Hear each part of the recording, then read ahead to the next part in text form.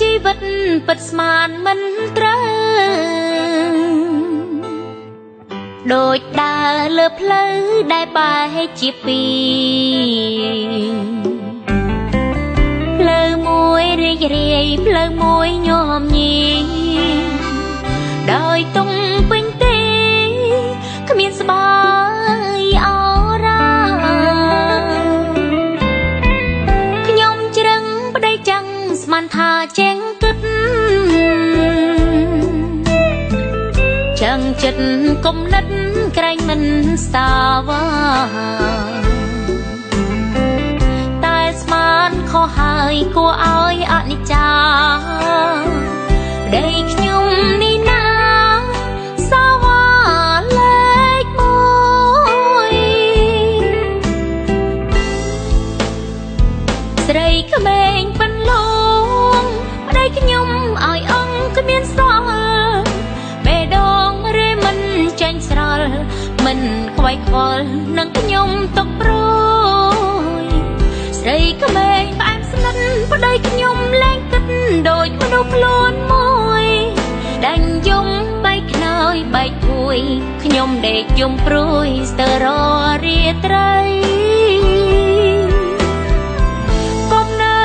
ចង់ពីបើគ្មានគ្រាស្មងលែងខ្ញុំចោលចង់ហើយមិនបាច់ភ័យក្បែរគេពេញសិទ្ធហើយមានសេរីមិនបាញ់លោកលៃពេលជួបខ្ញុំទៀត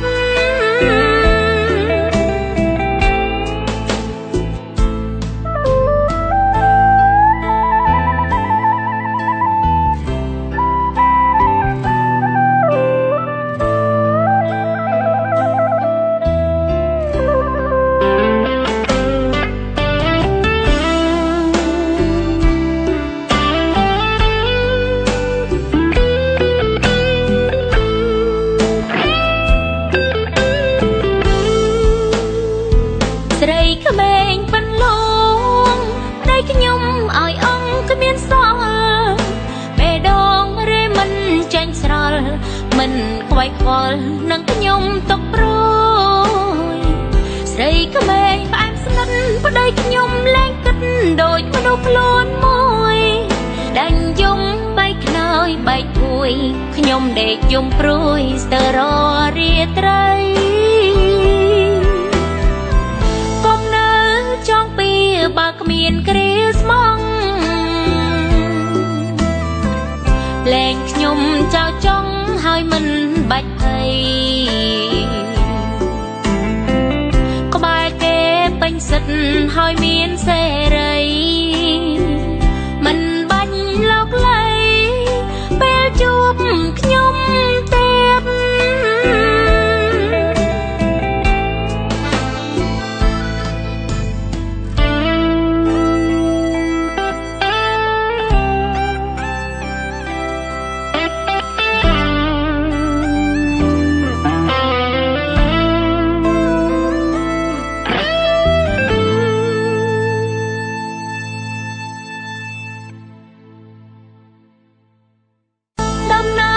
ជីវិតពិតស្មានមិន